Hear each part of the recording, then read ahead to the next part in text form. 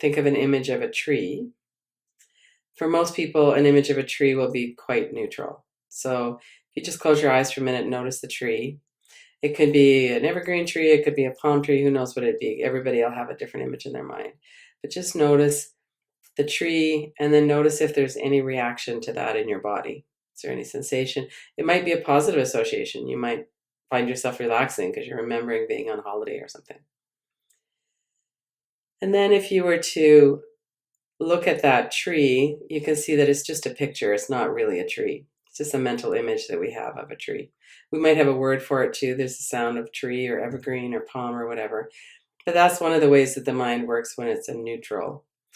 If you bring to mind something positive, so, somebody that you love, bring to mind their face, or Deirdre, you mentioned, your husband's touch or something like that. Bring to mind something positive, and then also notice what your experience is as you're doing that. Take a breath and really visualize it and feel if there's any textures, if there's any smell, there's a breeze on your face, whatever it is your experience is. And notice what your response is in your body to something positive.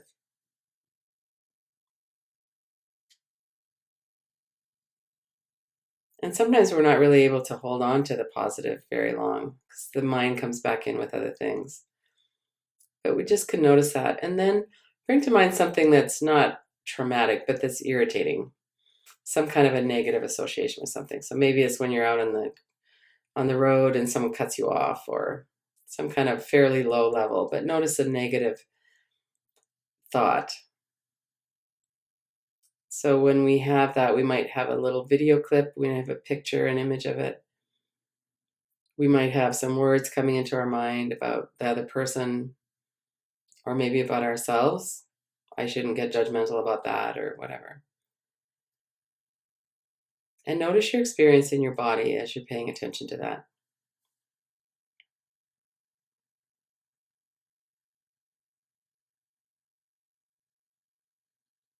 And then take a few deeper breaths. So let yourself really exhale, let your shoulders relax. Check your jaw, your stomach. Take some nice deeper inhales as well. That's just a simple example of how our systems respond. And the mind has a storehouse or a pool of memories that come up, and we have some are positive, some are negative, and some are neutral. Our mind has a negativity bias in that we tend to notice things that are dangerous. Because if our ancestors didn't notice what was dangerous, they didn't live to survive to pass on their genes to us.